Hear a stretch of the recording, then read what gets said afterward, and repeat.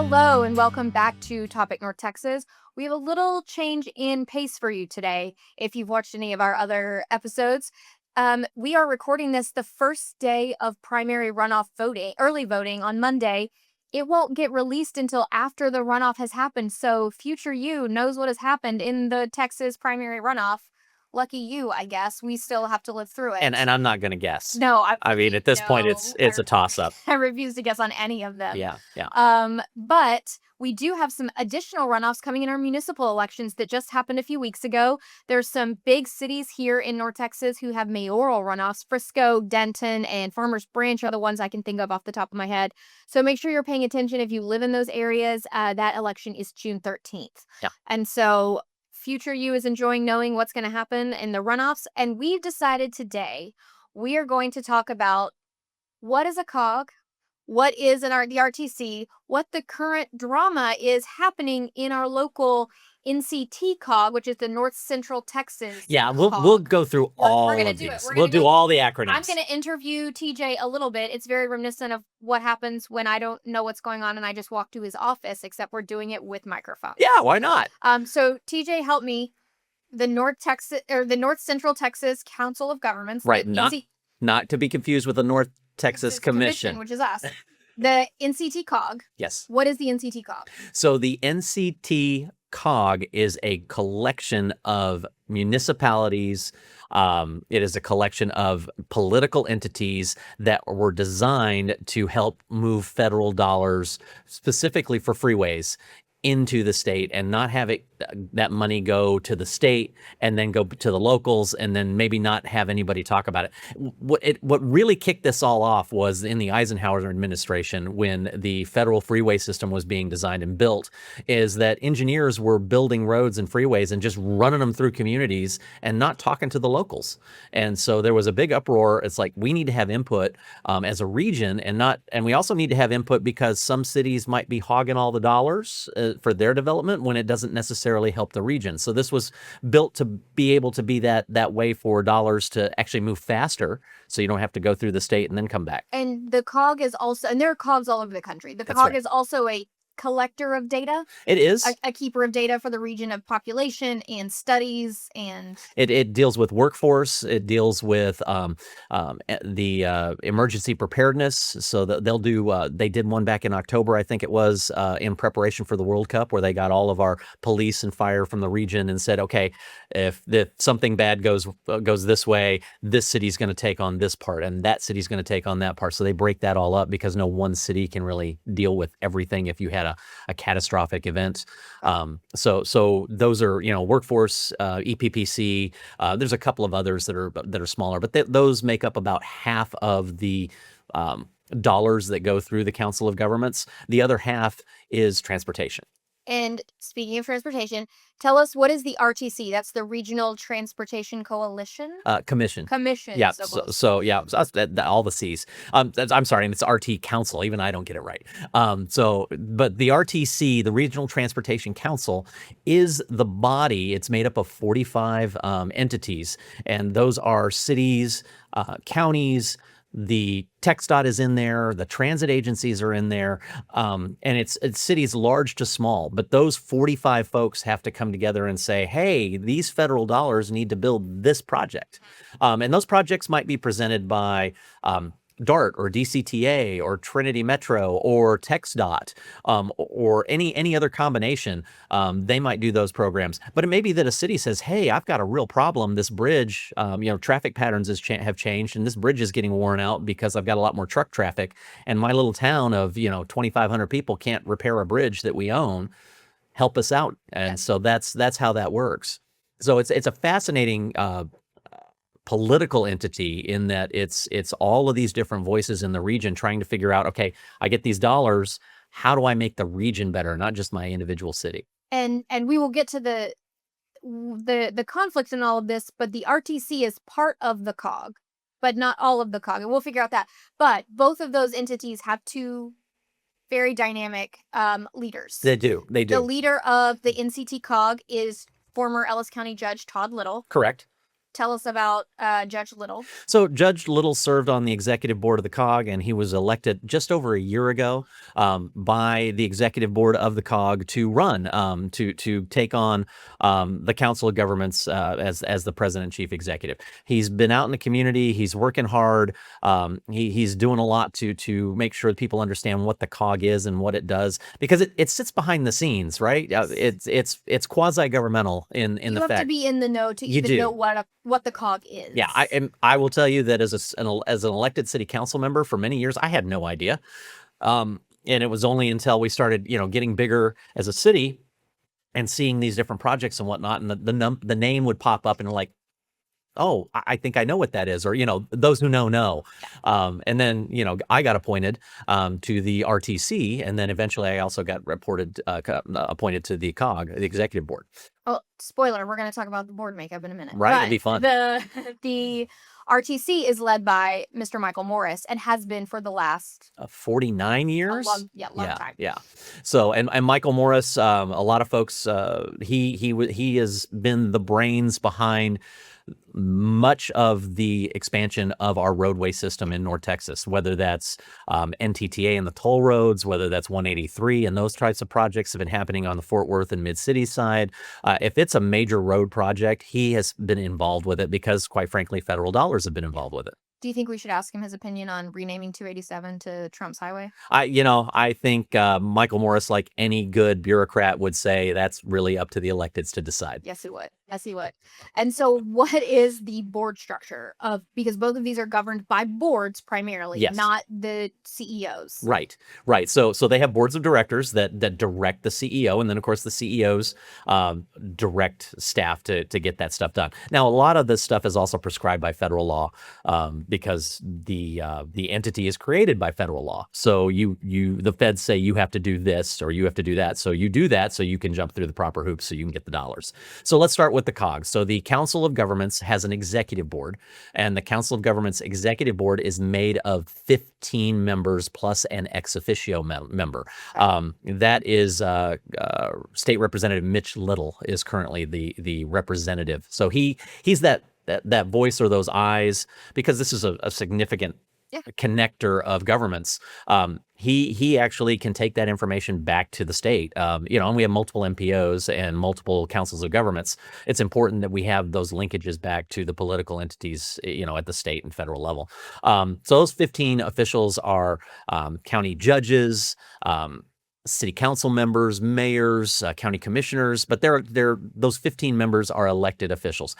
Primarily, they lean towards county judges because we have large and small counties in there, and so when you have multiple counties, this is really big dollars, and so a county judge is kind of needed to have that look, because they kind of see the development of the whole county and not just the one or two towns that are maybe in one of our outlying counties.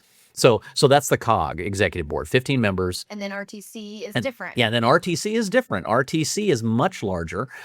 So that is 45 members. And I think the big difference there is... The nice thing is it's easy to get 45 people to agree on. You get everything. It's just, but those 45 members represent... small cities, large cities, but I think distinctly on the RTC, they have transit agencies and TxDOT. So that is a difference. You do not have transit agencies and TxDOT on the body of the COG executive board. They exist on the RTC, and that's because they're a planning entity, right? And they're nominated by cities? They are nominated by cities. There are certain seats that are required, and I'm not going to get into the minutia. There's a lot, but there's I think 6 or 7 of those seats that are dedicated, like it's the biggest city or the biggest county, and they always get a seat. There are others that migrate or move around, like they'll move from small city to small city, and you get nominated. Typically, you get nominated by your peers, or you might nominate yourself. And they have a meeting where they get together, they look at all of those, and they vote on a slate of candidates to come on, and away you go. And both the entities work that way. And so there's June is typically when that happens, when those votes and placements are going on. But they happen all throughout the year because people fall in and fall out. I mean, their work life changes. And so we're about to have new election of officers in June. And that's for the executive board. And this might have maybe more impact on the COG and RTC than normal, because if we just covered Batman Begins, now we're into the dark, or the Dark Knight. Yep. There is currently conflict between the NCTCOG and RTC. Right. Tell me about the origin of and what is happening right now with All that right. conflict. So I will take you back. We have to take you back to 1962. No, thank you. We don't have time for that. So- That was a 30-minute podcast. Yeah, right. So what happened in 62, though, is JFK and his administration, they passed the Federal Aid Highway Act. And what that Federal Aid Highway Act did is it actually created metropolitan planning organizations, MPOs. And like I said a little bit earlier, we had engineers that were riding roughshod over local municipalities, putting freeways where, we're still dealing with some of that today, but not taking into account the local growth and the local planning from the local electeds. And so that Federal Aid Highway Act created MPOs to start having those conversations. Well, as part of that, governors were required to create what's called a tripartite agreement. The structure is really simple. It's the state, in this case, this TxDOT or the governor. It is the Metropolitan Planning Organization, the MPO, and it is the Council of Governments, the COG, or in this case, in the case of North Texas. Now, there's what those really were the MPO and what's called a fiscal FA, a fiscal agent. Yeah, so fiscal agent. So you got an MPO and a fiscal agent. So Governor You Dolph. want to define fiscal agent for So- people at home? I've got a better definition in a minute. Okay. But typically, a fiscal agent is their job is to oversee and make sure there's money in the bank account and the dollars are being spent legally. And some HR work is typically what a fiscal agent is known for in most business. There's some conversation around that, which is causing the conflict. So in '74, Governor Briscoe, here's way back. That was a Democrat governor, by the way. Governor Dolph Briscoe signed a document, and that document actually looks like it assigns both the MPO and the fiscal agent to the Council of Governments. Okay. Okay, so that's where I think the core of this conversation is happening. So they're wearing bell bottoms and just came back from Woodstock, and they're still deciding how we figure out where our roads go in 2025. It's that system is still in place. I don't see how this could go wrong. Yeah, no, and so you have this document that is establishing it, but then you've got 50 plus years of precedent, and you've got federal changes in law that you have to keep up with. And I'd love to tell you that both your municipal, county, and state legislatures stay on top of that stuff. That if there's a law change at the state level, that your cities just immediately change it all up. What I know about government is it moves quickly. Mm-hmm. Yeah, absolutely. Define it that way. Yeah. But we got to work on the word quickly. But so that's the original document, and so that the MPO and the fiscal agent being both the same entity doesn't give you a tripartite agreement, right? Because you've got the state, and then the other two are the same entity. So it's really a challenge. What has come up is, and here's the way I explain it to municipals. The COG has gone back and they've looked at this document and they've said, okay, we are the city council, and the RTC, you are our Planning and Zoning Commission. And if you know how cities work, planning and zoning makes recommendations, but they can be overridden by city council. NCTCOG is saying we're still the boss. Yeah, we're still the boss and we have final authority. The RTC, on the other hand, is saying, well, no, wait a minute. We are composed the way the federal entity tells us that an MPO is composed. We've been working as an MPO, and you guys are just, so we're the city council, and you guys are just the finance department. You're our bookkeeper. Yeah. You just stay over there. Yeah. So basically, who is the final boss? Right. Who's the final boss? That is the core conflict is between these two entities. Which one is just, I hate to use the word rubber stamp because nothing in all of this is a rubber stamp, but who's just got basic approval processes to make sure things are working, and who is actually, can thumbs up, thumbs down stuff. And so that's, I think, the core conflict. So you can see structurally, we've been acting like, I think the RTC has been the MPO. Yes. On paper, the governor's document from 74 says that, no, that's not correct. Now, let's throw in a third option. I love a third option. Right? TxDOT has an agreement with the MPO. That agreement is up for renewal in September of 27. They've decided they want consistency across all their MPOs, and they have created a 17-page agreement that says, hey, RTC, you're the MPO. It's very, very brightly written. The guide rails are on it. There's no ambiguity on where TxDOT believes that tripartite agreement should break down. So now you've got this document that doesn't align with the 1974 document, and it's not technically the governor, but there's an argument that, well, TxDOT is the governor because that's his board. That's his board. That's his voice. Speak for the state. They speak for the state. So it could be that this all like goes away if the elections for the COG here in this next month, the COG executive board, if those elections change the number of people and who wants what, that might change things. It might be that a judge says, no, I'm looking at TxDOT. The TxDOT is the governor. We're good there. Do you see any possibility that the governor himself gets involved because he does not like maybe a threat to any of his appointed boards?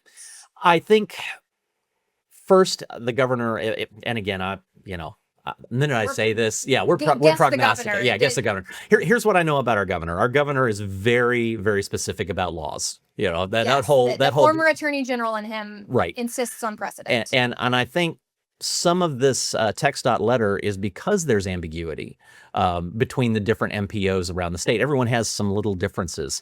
I wouldn't surprise me if the conversation at the governor's office was, hey, we need to standardize this. This is what federal law says. Our state law needs to be in alignment with that. Let's make sure we get that all in this next round of agreements. Let's sure we get that all cleaned up so that there's alignment all the way through. That wouldn't surprise me. Now, is he going to step in? Why would he do anything that might create some sort of friction or challenge for him going into the November elections? Fair enough. So I feel like if the governor's going to do anything, it will be after November, in which case it's going to stretch this out. Now, that doesn't mean that we don't have some very well-connected, county judges or, lobbyists or something that find a way to talk to the governor and maybe make him decide, this is something worth putting my thumb on the scale for. I don't know if your average voter is really going to get all fired up over a TxDOT NPO agreement in No. November. What it would turn into is, hey, do you want another county, town, whatever, telling you how money can be spent in your neighborhood, or this road project that the city's been trying to get, well, it's going to go away if you do that. I mean, that's what the politics would turn into. I would say that if the governor does get involved, that means we're on a much longer time frame than that June conversation, where it might be that the RTC and the Council of Governments can come to an agreement. Now, here's the fun part, and why that June is important. We use the word fun differently. We do. It is a little different. That agreement that TxDOT delivered to the RTC, I think back on June 28th, or I'm sorry, April 28th. Yeah, I'm moving ahead. That agreement was approved by the RTC last week. But is this where the lawsuits come in? This is where the countdown timer comes in. So there's still a lawsuit trying to stop everything between the COG firing Michael, bringing Michael back. I mean, there's a whole that whole thing is still in play. But the 30-day shot clock has started because the RTC agreed to the TxDOT document and then said, here you go, Council of Governments, you're the third party in this tripartite agreement. Would you like to continue to be our fiscal agent? So in theory, if this agreement holds, they could find a new bookkeeper. That's correct. But the bookkeeper would have to be an organization. It typically has to be a not-for-profit organization. That's correct. But it could be a county. It could be, anybody that holds this. RTC brought to you by the YMCA. Yes, something like that. Okay. But understand that the RTC is responsible for hundreds of millions of dollars in federal grants and That's money. not something you just toss to anybody willy-nilly. It's roughly half of what the COG's total responsibility is. It's 200 of 400 employees. Okay. So there's a significant, if there is a fracture, and the RTC was very clear. They want the Council of Governments to continue being the fiscal agent. For all intents and purposes, this has been a good marriage. It has. It has worked resulted well. in excellent road planning and a cohesive regional vision for transportation for the last decades. Yeah, and you've got to really think about it. If we did not have the kind of planning that we have in North Texas, and we didn't have the way to allocate dollars that we have, just imagine no high five interchange. Imagine no toll roads. But here's the thing: people think that those roads would have been built by TxDOT. They wouldn't have been. So every toll road, be 2-lane farm to market roads. That's at right. best. That's right. So every toll road that we have, with of course frontage roads that go all the way through that are not tolled, they would not exist. So think about congestion. Think about your commute without the roads that we have. Living in Allen and getting to downtown Dallas, or that's not a toll road, but taking President George Bush with no President George Bush. Right. Think about Collin County in 75. Yeah. Would not, it would stop at the north end of Dallas or north end of Plano. It would be done. So you are laying out some people's dream scenario, by the way. I am. And so we got to understand that. But the conversation around where money comes from and where it goes, this is a really regional problem. And I think the two entities have worked really, really well together. And I'm hopeful that a solution will show itself. But there's this 30-day shot clock that's been created by the TxDOT agreement. TxDOT wants to move ahead on that. I know I said September of 17, but they'd like to clean that up this year. Yeah. So there's that piece. There's still some legal wrangling that's going on in the background. There's the new election for the COG board of directors that'll happen. And that might change some of the political dynamics. Could we live podcast that? It is a public meeting. I think it gets live casted regardless. But maybe we could do one of those, like, what do they do on TikTok where you run the video and you splice yours in? We just do that. Yes. Duo. I think the duo. Yeah. So whatever the kids are doing on the socials these days. But that's kind of the mess that's going on right now. And there's just, it's trying to figure out where we all are and who gets to make the decisions. And it's hundreds of millions of dollars. So of course, and the future of our roads. It is. And we had Randall Bryant here from DART last time. There is a lot at stake for all of our regional transportation organizations going into the next session. Right. Going into RTC's partnership with that and what that looks like. We need peace on the home front so we can make sure our regional public transportation plan that is very tentative right now stays cohesive. That's one thing I've learned about living in North Texas. If we don't go down to Austin with a unified voice with one single ask, we will be picked apart. And if there's any dissent whatsoever, lawmakers down in Austin will be like, we don't want to take sides. I'm not picking Plano over Richardson because my vote, you're correct. It is a very hard thing to go and take this many separate cities and counties and region, or in one region with one voice and say, this is what we need. We've got to fight here so we can go there and be cohesive. Right. So I'm hopeful. I mean, we have a lot of really smart people in North Texas who want the best for North Texas, and they're creative. So I think we'll solve this. I think we'll get it to a point where we don't have to litigate this. I think everybody's trying to figure out a way to make this Not work. a single judge wants this case. No judge wants this case. It is arcane, it's obscure, it's federal law, it's state law, it's agreements that are over 50, 60 years old. It's just, they go clean it up and then let me approve it is what they want. So we'll see. It'll be fun. Well, again, there's that word. Did that feel clear as mud? Yeah. It's time. We're at the end of the second in any trilogy. So we're waiting for the third act. Yeah. So that's where everything gets better. Yeah. So the third act, we'll see if that's solved in the next 30 to 45 days, or if we're going to go through to November. No pressure. Yeah. You're on the board, so no pressure. So yeah, and just for the viewing audience out there, I'm on both boards. I'm on the executive board as well as the RTC, so I'm seeing this from both sides, and it's really challenging. And unfortunately, it's going to distract us for a little bit from spending time really working on some of the bigger issues that we have in North Texas. Well, I think that's it for us today. I think it Unless you've got is. anything else. That was a lot. I wish I had something pithy at this point, but I don't. I don't. Well, I think if you do have any questions or want to know more, we're always here. You can Yep. call us at the NTC, email us. Yep. And if you want to be involved with the North Texas Commission, I know we haven't really pitched that here on this podcast, but if you are interested in being involved in the region, understanding what's going on regionally, we'd encourage you, come on by, give us a call, shoot us an email. We'd love to invite you to some of our events, kind of kick the tires and see what makes sense to you. But I think it's important, if you want to be involved in North Texas, you really have to understand the dynamics of all of it. It's very hard to just be an individual city anymore. Yes, 100%. Or an individual company even. Yeah. Everything is tied together, and being able to see the whole picture is It's what we huge. pride ourselves on. Oh, yeah, the commission. it's fun. So, I guess that word again. yeah. Thanks, guys. We'll see you next time. All right, be good.